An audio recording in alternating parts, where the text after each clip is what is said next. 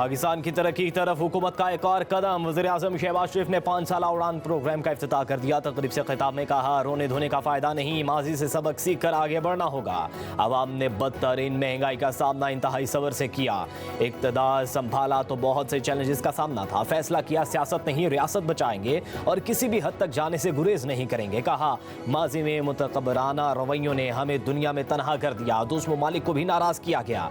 IMF को खत लिखने वालों ने बहुत ज्यादती की। करप्शन मईशत को तबाह करने की बड़ी वजह बनी। वज़ीर-ए-आज़म ने कहा, हुकूमत और तमाम मुल्की इदारे मिलकर काम कर रहे हैं। दुआगो हूँ ये पार्टनरशिप जारी रहे। मुआशी इस्तेहकाम के लिए IMF का प्रोग्राम लेना पड़ा। गुज़श्ता 10 साल में 6 खरब का नुकसान हुआ।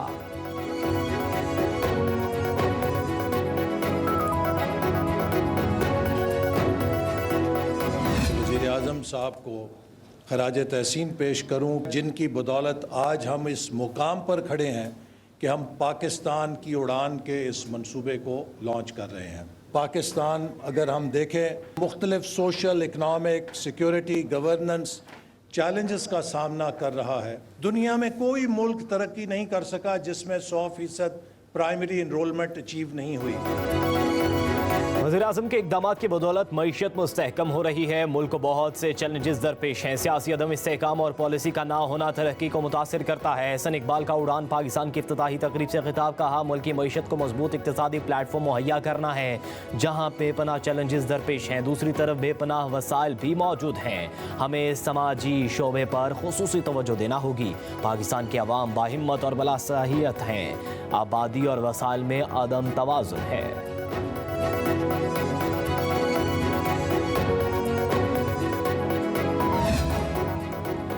वज़ीर ख़ज़ाना मोहम्मद औरंगज़ेब कहते हैं कि वज़ीर-ए-आज़म की क़यादत में पाकिस्तान तरक्की की जानिब गामज़न है। मुल्क में बराह रास्त सरमायाकारी तेज़ी के साथ आ रही है। SIFC की काविशें सरमायाकारी के लिए अहम हैं। पाकिस्तान का स्टॉक एक्सचेंज रिकॉर्ड कायम कर रहा है। अफरात ज़र 38% से कम होकर 5% पर आ गया।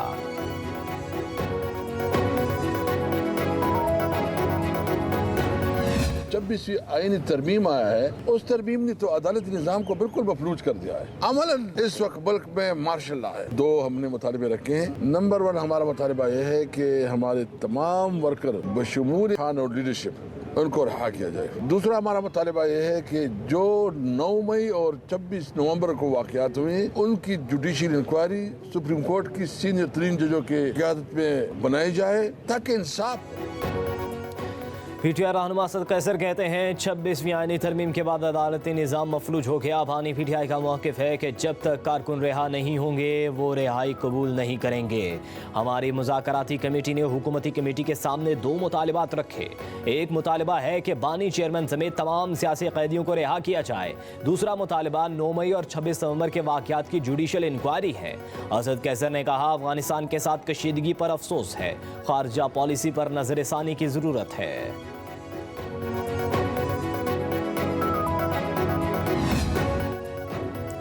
बानी PTI पाकिस्तान में इंतशार फैलाने के लिए हर किस्म के हरबे इस्तेमाल कर रहे हैं। सीनियर सूबाई वज़ीर सिंध शर्जील इनाम इमन की कराची में प्रेस कॉन्फ्रेंस। कहा, PTI बैरूनी फंडिंग के तहत मुल्क में इंतशार और फसाद बर्पा कर रही है। पाकिस्तान पर प्रेशर डालने के लिए लॉबिंग फर्म हायर की है। बानी PTI की कोशिश है कि उन्हें किसी भी तरह रिलीफ मिले। फौजी तंसीबात और शहादा की यादगारों पर हमला करेंगे तो मुकदमा मिलिट्री कोर्ट में चलेगा। बानी PTI बहाना है। बैरूनी क़ुव्वतों का असल निशाना एटमी प्रोग्राम है। कोई मैली आंख रखेगा तो पाकिस्तान जवाब दे सकता है। शर्जील इनाम इमन ने कहा, पारा चनार की सूरत हाल की जिम्मेदार PTI की नाअहल हुकूमत है। आसिफ साहब की बात को लेना सीरियसली बड़ा मुश्किल है और NRO एक ऐसे लफ्ज़ है जिसका इजाद बेनज़ीर भुट्टो और नवाज शरीफ के लिए हुआ। इमरान खान की स्टेटमेंट कल आई है और वाज़े आई है, उनको ये भी नहीं मंजूर कि वो जो है वो घर कह।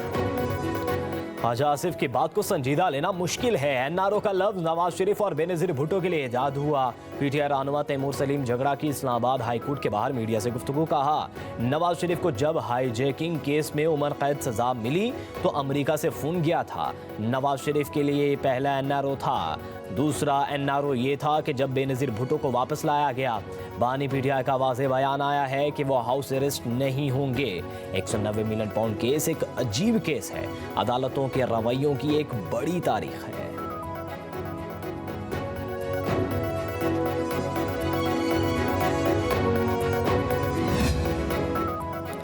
सिक्योरिटी इदारों को धमकियां। साबिक वज़ीर आला गिलगित बल्तिस्तान खालिद खुर्शीद को 34 साल कैद और 6 लाख रुपए जुर्माने की सजा सुना दी गई।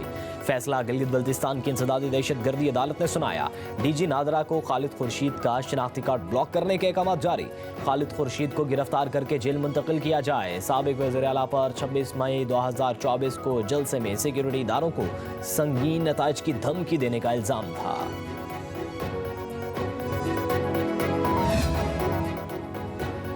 सऊदी अरब को रेकोडिक के 15% शेयर्स फरोख्त करने के मामले में अहम पेशरफ। ज़राए के मुताबिक वफाकी काबीना ने $540 मिलियन में 15% शेयर्स फरोख्त करने की तौसीक कर दी।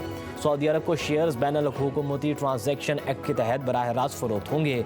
सऊदी अरब पाकिस्तान को 2 किस्तों में रकम अदा करेगा। सऊदी फंड बराए तरक्की बलूचिस्तान में मादनियात की तरक्की के लिए 150 मिलियन अलग भी देगा।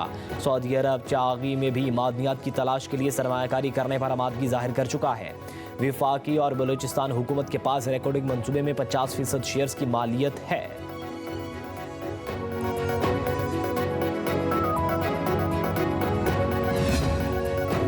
साबिक कर्नल निसार अली शहजाद की बाजियाबी केस में आईजी पंजाब पुलिस समेत दीगर पुलिस अफसरान लाहौर हाई कोर्ट में पेश।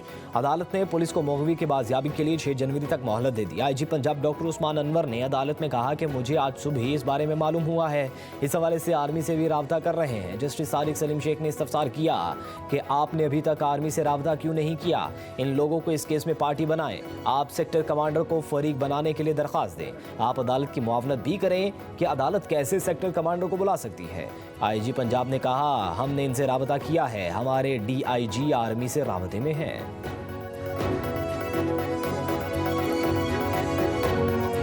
आपने हमारे अस्पतालों पे हमलावर हुए, आपका ख्याल था कि हमारे अस्पताल वीरान होंगे।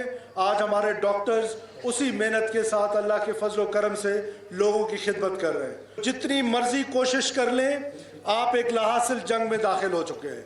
हम इंशाअल्लाह ताला आपके इस जो नापाक इरादे हैं इनको मिल के बायसेत कौम खाक में मिलाएंगे। रियासत ता क़यामत के लिए बनी है और इस रियासत के 1 इंच को कोई नुकसान नहीं पहुंचा सकता है।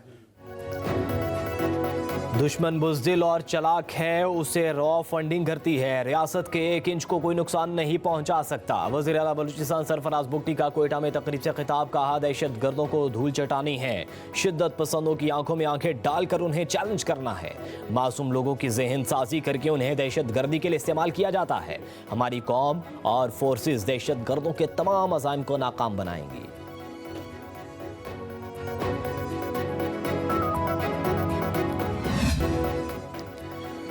शहबाज शरीफ हुकूमत स्टॉक एक्सचेंज में इजाफे को मईशत की बेहतरी तस्वुर करते हैं। मशीर ख़जाना खैबर पख्तूनख्वा मुज़म्मिल असलम का वफाकी हुकूमत की मईशत बेहतरी और स्टॉक एक्सचेंज दावे पर रद्दअमल। कहा, स्टॉक एक्सचेंज की अभी मालियत $52 अरब है, जब इंडेक्स 1,11,000 पॉइंट्स पर है। 2017 में जब इंडेक्स 51,000 था तब स्टॉक एक्सचेंज की मालियत $100 अरब थी। अभी भी स्टॉक एक्सचेंज 10 साल की एवरेज से कम है।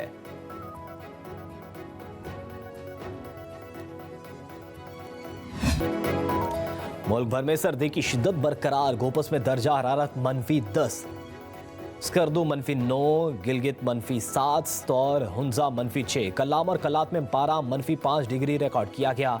चतरा दीर -4, इस्लामाबाद 1, रावलाकोट और मालम जब्बा में दर्जा हरारत -1 डिग्री तक गिर गया।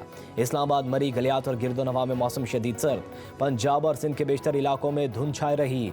कश्मीर, खैबर पख्तूनख्वा और बलूचिस्तान के बेशतर अजला में मौसम शदीद सर्द और मतला जुज़विया बर आलूद रहने का इम्कान। गिलगित बल्तिस्तान में हल्की बारिश और बर्फबारी की पेशगोई। कोयटा, पशीन, ज़ियारत, क़ला अब्दुल्ला, क़ला सैफुल्ला और योब में बारिश मुतवक्के।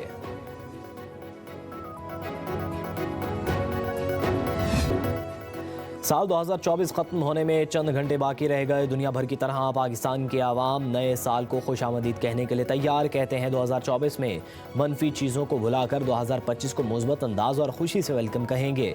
उम्मीद है नया साल मुल्क कौम के लिए बेहतरीन साबित होगा।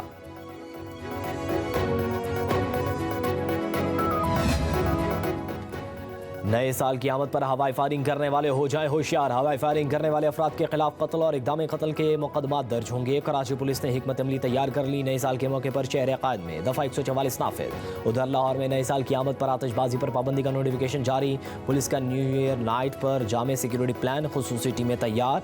हवाई फायरिंग, हुल्लड़बाजी, रेसिंग और वन विलिंग करने वालों के खिलाफ ज़ीरो टॉलरेंस पॉलिसी अपनाई जाएगी।